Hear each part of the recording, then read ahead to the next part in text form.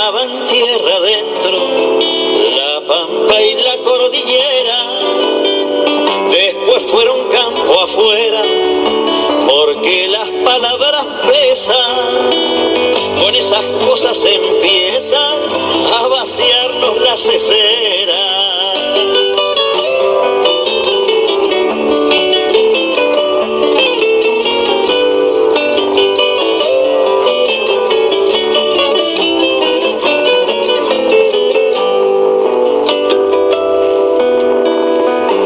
Minutos han pasado de la hora 11, continuamos en 102.7 Radio Tortuga, haciendo y vos, ¿qué pensás? Y como la cortina ya lo está indicando, se viene el momento especial, el que tiene que ver con la columna del politólogo Aurelio Argañarás, que plantea para este sábado los dilemas de la oposición. Hola Marines. Sí, nos saludemos nuevamente, aunque hemos estado charlando al aire, pero es la costumbre, ¿no es cierto? Sí, Aurelio, dime. Sí, una de las dificultades que presenta la realidad nacional en este momento a la hora de intentar hacer alguna clase de pronóstico respecto de lo que podemos esperar en el futuro, está situado en el campo de la oposición. Sí. Sin que eso signifique ninguna clase de compadreada, sí.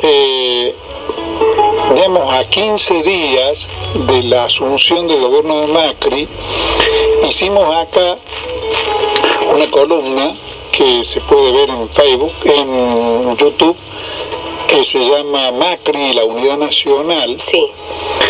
Donde yo señalaba que la naturaleza de clase, la ideología y las fuerzas que sostienen la armadura política, digamos, y hoy por hoy, desde diciembre, el gobierno del presidente Macri, son fuerzas oligárquico-imperialistas del mismo género de las que saquearon a la Argentina después de 1955, de las que nos gobernaron en la década del 90, Menem, de la Rúa. No es una cuestión acá de color, digamos. En el periodo Menem de la Rúa, la Argentina se podría decir que tenía una situación que lamentablemente nos caracteriza en Córdoba, de una especie de partido único neoliberal. Claro, sí, esto yo lo recuerdo del partido único liberal, sí. Claro, porque en realidad elegir entre de la Rúa, Menem o Duhalde era como elegir entre Drácula y Frankenstein. Más o menos. Era una elección imposible, uno no tenía más remedio que votar en blanco, porque era elegir con qué lo iban a matar a uno, si con la silla eléctrica o con la horca. Bueno,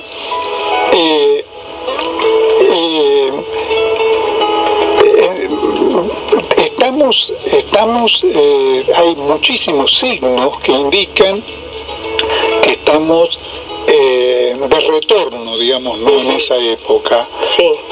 Signos que son de todo orden, en la transferencia impresionante de recursos populares desde los pobres hacia los ricos, en los 150.000 millones de pesos que se le ha regalado a la producción agropecuaria para que los despilfarre, porque si el destino fuera que los van a reinvertir productivamente, uno podría decir, bueno, esto va a achicar el bolsillo del pueblo argentino, pero va a redundar en algún momento en un crecimiento económico muy importante. Eso no va a ocurrir. No va a ocurrir porque, como lo prueba toda la historia nacional,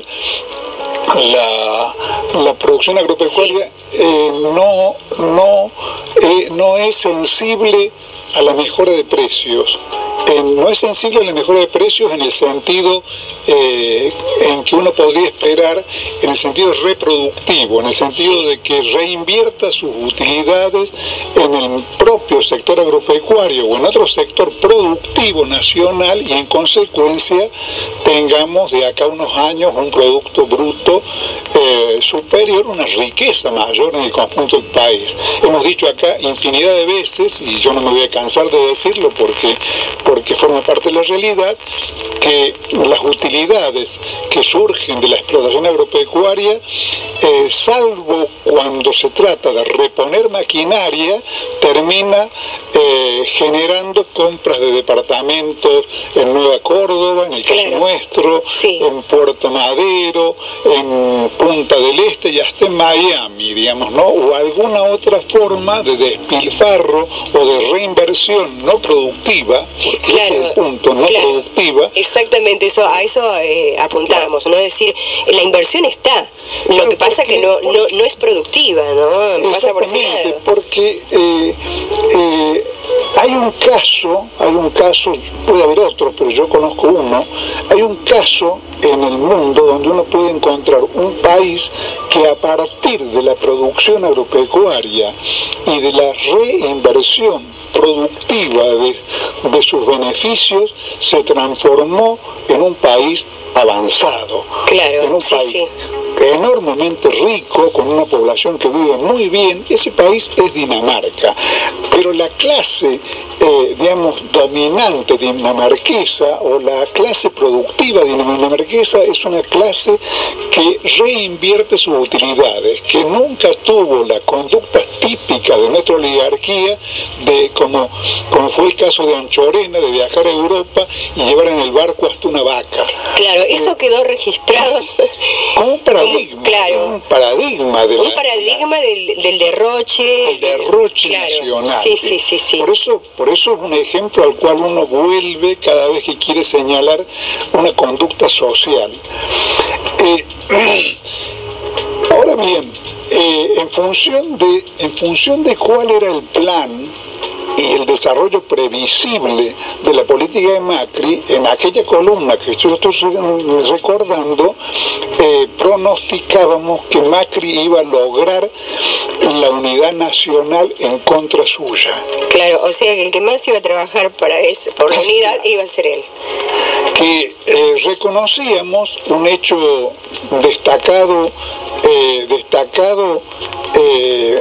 digamos, malignamente por el sistema mediático, y es que en la Argentina habíamos terminado con una sociedad fracturada en dos mitades.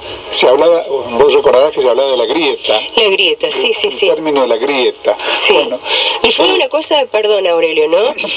Muy manipulada esto, ¿no? Como si esto se hubiera dado en determinado gobierno. Claro, muy manipulada porque se pretendía que la grieta era el fruto buscado o provocado por los gobiernos kirchneristas. En realidad la grieta era mucho más que eso. Era una grieta donde a la cual habían contribuido algunas torpezas y límites de la política del kirchnerismo, como por ejemplo la ruptura con el movimiento obrero, la persistencia de Cristina Kirchner en sostener una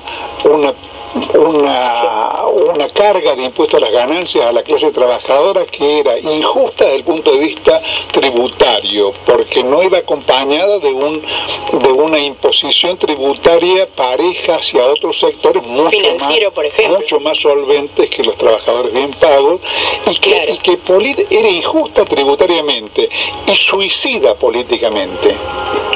Suicida políticamente porque, por ejemplo, hay datos, yo tengo datos empíricos de que el impuesto a las ganancias tuvo un papel, una influencia muy significativa en decidir el voto, por ejemplo, de los municipales de Córdoba, de los empleados de luz y fuerza de Cobra, afectados todos ellos gravemente, en varios miles de pesos por mes por el impuesto a las ganancias, porque son trabajadores que, digamos, dentro de la escala han sabido conquistar salarios más altos que otros. Pero, o sea, toda la realidad del plan que va desarrollándose, digamos, trabaja a favor de constituir en el bloque de las grandes mayorías populares del país una actitud, digamos, contraria a la política que se va desarrollando. Eso puede fructificar o materializarse un poco más temprano o un poco más tarde. Hay cosas de las cuales depende, porque, por ejemplo, el gobierno está previendo para el año que viene endeudarse internacionalmente en 47.000 millones de dólares. Una cifra escalofriante, que por supuesto va a significar una carga durante varias décadas para todo el país.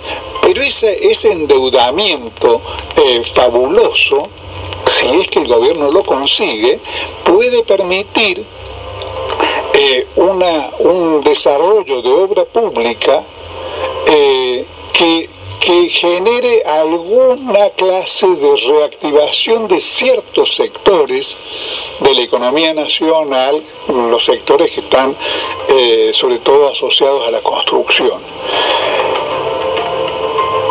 a costa del futuro. Claro, si yo saco un préstamo de 400.000 pesos y me lo gasto en 3 meses, durante 3 meses voy a vivir como un duque, pero después tengo que pagarlo.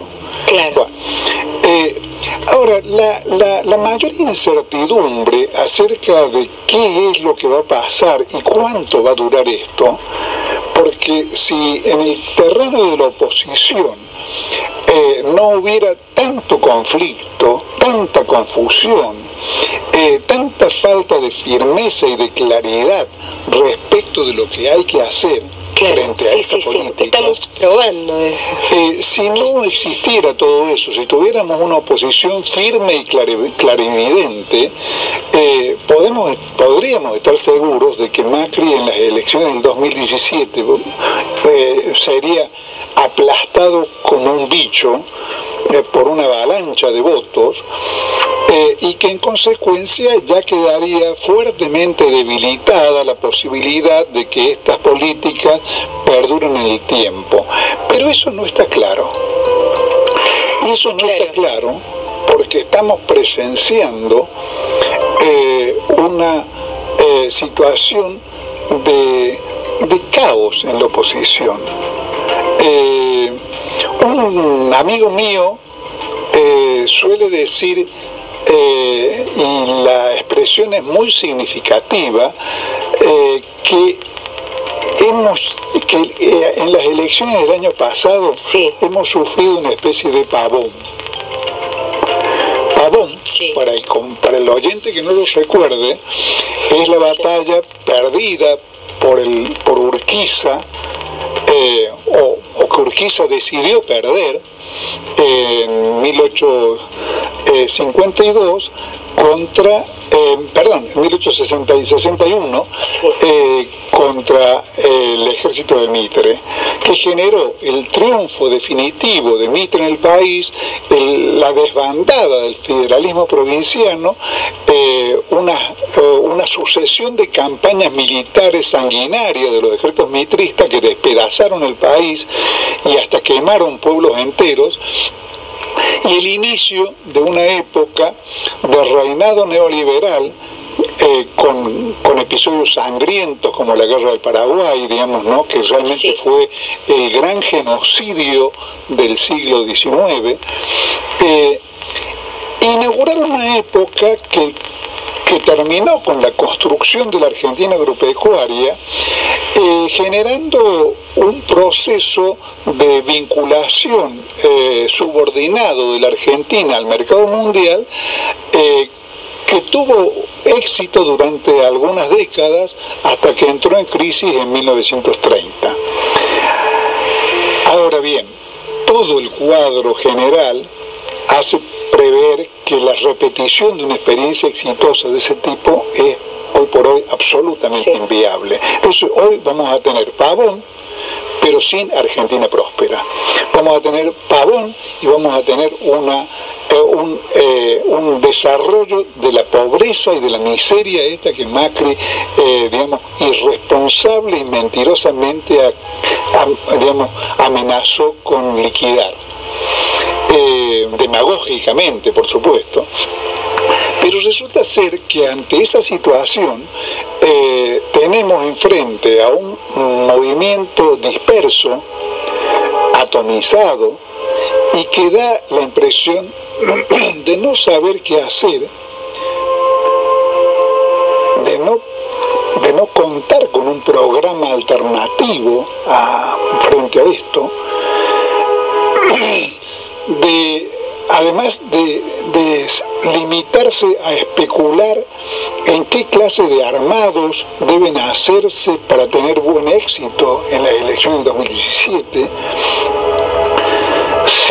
sin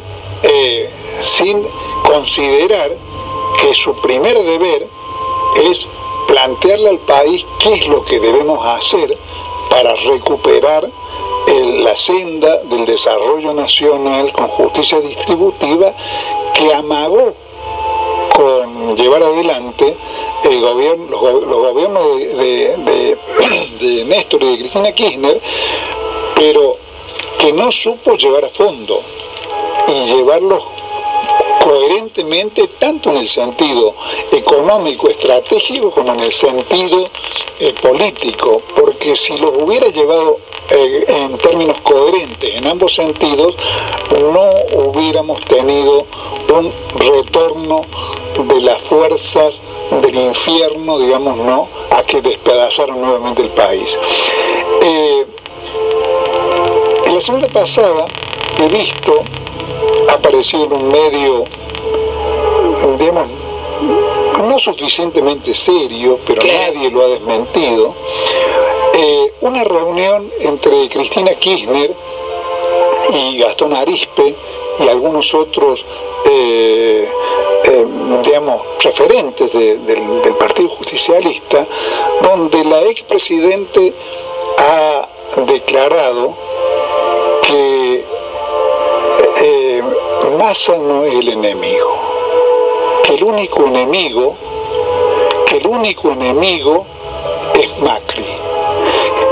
Textualmente la presidenta dijo que Massa es uno de los nuestros que se fue. Esos términos parecen indicar, sumados a la expresión de que Massa no es el enemigo, que con Massa se puede acordar.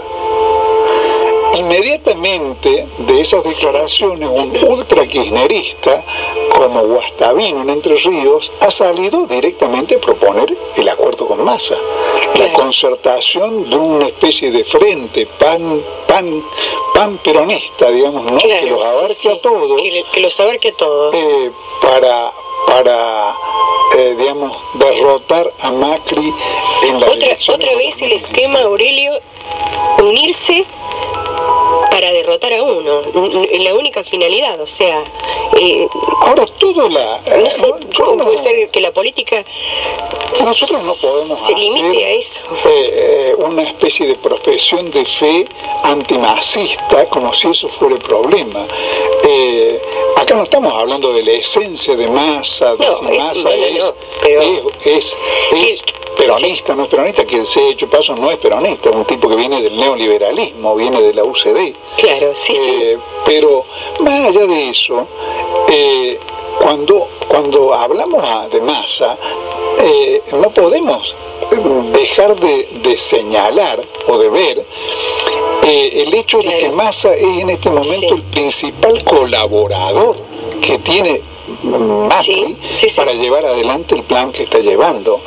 Entonces, no es el único, hay otros. No, convengamos en ese aspecto, Aurelio, que en realidad, más allá de que puede haber alguna excepción, hay en los gobernadores, por una cuestión tal vez de caja, de urgencias económicas, a decir, bueno, voy a apoyar las políticas, digamos, del gobierno, haciéndolo a través, por supuesto, de sus intendentes, de sus legisladores. Hay una cosa, decir, rehenes digamos, de los fondos que vienen del Estado Nacional. Y eso lo estamos viendo en la mayoría. Eso lo estamos viendo. Inclusive si uno analiza, digamos, de dónde surgen los presidentes, desde qué lugar. Y bueno, o han sido gobernadores o jefe de gobierno, en este caso Macri. Uno puede tener en cuenta, porque digamos, el no tenerlo en cuenta sería muy injusto, que la extorsión del macrismo hacia los gobernadores peronistas es tremenda. Es tremenda. Digamos, la dependencia de las provincias hacia ciertos giros del Tesoro Nacional que no están garantizados por el automatismo de la participación es muy grande. Mientras eso no se cambia, Aurelio, no sé si se podrá cambiar, no sé qué habrá que hacer, cómo habrá que hacerlo, pero creo que mientras eso no se cambie, lo estamos viendo ahora, que hay una cosa de complacencia de parte de la mayoría de los gobernadores. Claro, yo creo, para dar una opinión, no lavarme las manos, creo que de todos modos esa extorsión no justifica las conductas de los gobernadores o de una cantidad de los gobernadores y del bloque legislativo que representa la particularmente que digamos que son los voceros de esos gobernadores, de los cuales Pichetto ha decidido ser el operador en el Senado. Creo que si los gobernadores tuvieran mayor claridad política y coherencia interna, porque además eso es lo que se ha perdido, digamos, se ha perdido la posibilidad de saber que si yo me planto, se plantan también los otros. Entonces, cada uno de los gobernadores aisladamente no podría, digamos, negándose a secundar ciertas votaciones de Macri, digamos, lograr imponerse o hacer pesar su lugar. Y bueno, y estamos hablando de una situación de dispersión y de decadencia y de confusión en el peronismo, una de cuyas evidencias es esta falta de solidaridad interna, de cohesión del conjunto del peronismo para ofrecer un bloque firme ante el macrismo. Digamos, los ultra-kirchneristas, particularmente los militantes de la Cámpora, simulan creer que hay una jefa, digamos, en todo este espectro, que es Cristina Kirchner, pero sabemos que eso es una ficción. Sabemos que Cristina Kirchner estaba siendo colocada por el conjunto del Partido Justicialista en una situación prácticamente de vacío político, y creo que precisamente porque Cristina advierte que digamos que ha sido colocada en una situación de marginalidad, es por la cual digamos trata de corregir esa situación planteando esta posición respecto de Massa, que lo que pasa es que esa posición, Cristina había cometido pecados de sectarismo en estos 9 meses que van desde el gobierno de Macri y antes, cuando era presidente, pero no había dado signos de capitulación. Y esa posición ante Massa, si se transformara en una posición firme, en una posición que se sostenga, implica una capitulación, porque Massa es el candidato alternativo del sistema, del establishment y de los Estados Unidos. Inclusive se creía que iba a ser él el elegido del establishment. Se creía que iba a ser él el elegido. Pero después, bueno, se decidió. No solamente lo prueban todos sus antecedentes, que ya sería bastante, el papel que cumplió, digamos, digamos, en la ruptura del bloque que sostuvo a los gobiernos de los 12 años peronistas, sino que además lo comprueba con su política actual. Claro. Lo comprueba, por ejemplo, con que es un socio de la Sota y Schiaretti, y no hay en el peronismo un gobernador más chupamedia y solidario con las políticas de Macri que Schiaretti, dentro del peronismo. Entonces, ese cuadro es muy preocupante, y en ese cuadro creo que lo mejor que podemos encontrar es la oposición del movimiento sindical. Hablábamos hace un rato informalmente de la cuestión esta del paro, sí, de cómo ha sido, digamos, condicionada a una negociación, y creo que deberíamos pensar que por lo menos que de ninguna manera se trata de un bill de indemnidad hacia el gobierno, sino de una medida que puede ser discutible o no, pero que no implica que el movimiento sindical haya bajado las banderas. Y creo que en ese sector, por la consistencia, por la historia y por la estructura y por el lugar en la sociedad que ocupa la clase trabajadora, es donde podemos apostar a que el país se salve. Bueno, muchas gracias, Aurelio. Bueno, será hasta el sábado. Hasta el sábado.